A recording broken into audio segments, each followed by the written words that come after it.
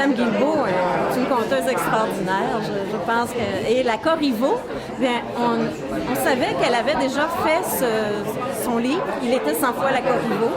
Et quand on l'a invitée pour une légende, pour un après-midi de légende, on se disait... c'est peut-être mieux d'en avoir plusieurs que toujours la même thématique et tout. Et après, j'y avais fait l'approche, moi. Donc, ça fait plusieurs mois. Et entre-temps, on a retrouvé la fameuse cage, semble-t-il.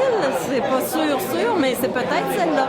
Cet exosquelette, donc, cette armature de fer, semble-t-il, d'après un article du 1er août dans Le Devoir dernier, vient d'être retrouvé dans un musée de Salem.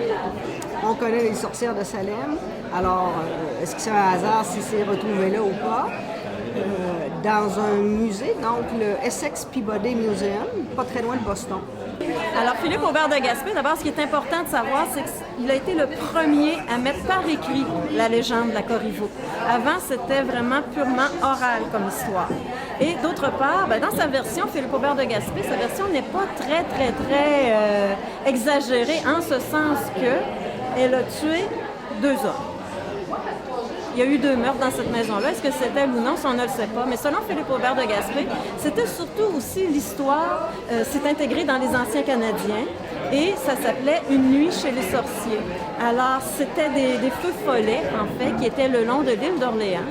Et ces fameux feux follets-là, ce qui est intéressant de voir dans la représentation graphique, c'est qu'ils étaient tous en chaîne et il y en a un qui avait un œil, l'autre avait 2 yeux. Un œil, 2 yeux, un œil, 2 yeux. Et c'est le père du narrateur dans la légende, selon Philippe Aubert de Gaspé, qui raconte un peu ce qui s'est passé. Alors, le meurtre et tout, et le corps de la Corriveau qui est exposé à Pointe-Lévis dans une cage. Expliquez-moi pourquoi il y a tant de versions de cette histoire-là qui ont été écrites au fil du temps. Bien, en fait, la légende de la Corriveau repose sur un fait lui-même tragique, qui était le meurtre par Marie-Joseph de Corriveau, avéré devant un tribunal, meurtre de son 2e mari. Alors déjà, au départ, ça portait à la légende parce qu'on a commencé une rumeur en disant, ben là, elle a tué le 2e, peut-être qu'elle a tué le 1er. Puis d'autre part, ça s'est passé à une période de l'histoire de la Nouvelle-France, période charnière, un entre-deux historique, si on veut, en 1763, au mois de janvier. Alors, 1759, c'était la bataille des Plaines d'Abraham. Les Anglais s'emparent de Québec, ensuite de Montréal et de toute la Nouvelle-France. Mais jusqu'en mai 1763, personne ici ne savait ce qu'il adviendrait de la colonie. Alors, est-ce que les gens resteraient sous le drapeau français? Est-ce qu'ils passeraient à l'Angleterre? C'est un gros point d'interrogation. Le dernier point, sans doute le plus important, qui a particulièrement marqué les esprits, c'est que la coutume anglaise voulait que, après que les criminels aient été pendus haut et court, on suspende leurs cadavres au coin des routes pour faire un exemple. Alors, la Corriveau a été, à ma connaissance, en tout cas d'après les annales et les recensions dont j'ai entendu parler, la seule femme pendue, mais dont le cadavre a été suspendu, et à 3 endroits. D'abord, dans le rang de Saint-Vallier, où elle avait commis son meurtre, chez elle. Là, comme il n'y avait pas beaucoup de gens qui passaient, Murray a trouvé que l'exemplum n'était pas fort.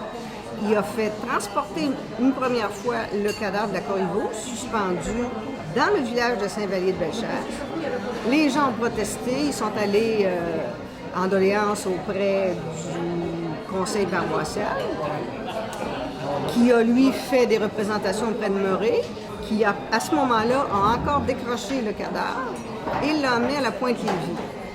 Donc, 3 endroits précis où il y a eu ces transmutations-là, d'une part, et d'autre part, cette suspension-là d'un cadavre qui a duré 5 semaines.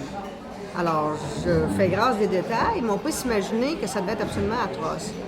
Et la dernière place où le cadavre de la Corriveau a été suspendu, c'était à la Pointe-Lévis, à un endroit qui est situé presque à la limite de Lauson aujourd'hui. On peut localiser l'endroit très précisément.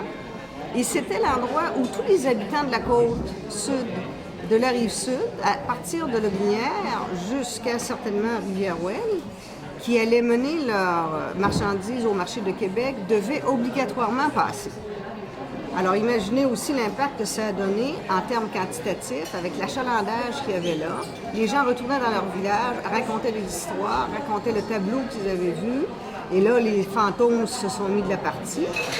Et au fur et à mesure des années, il y a des écrivains qui ont repris ces légendes-là, dont Philippe Aubert de Gaspé, votre écrivain régional.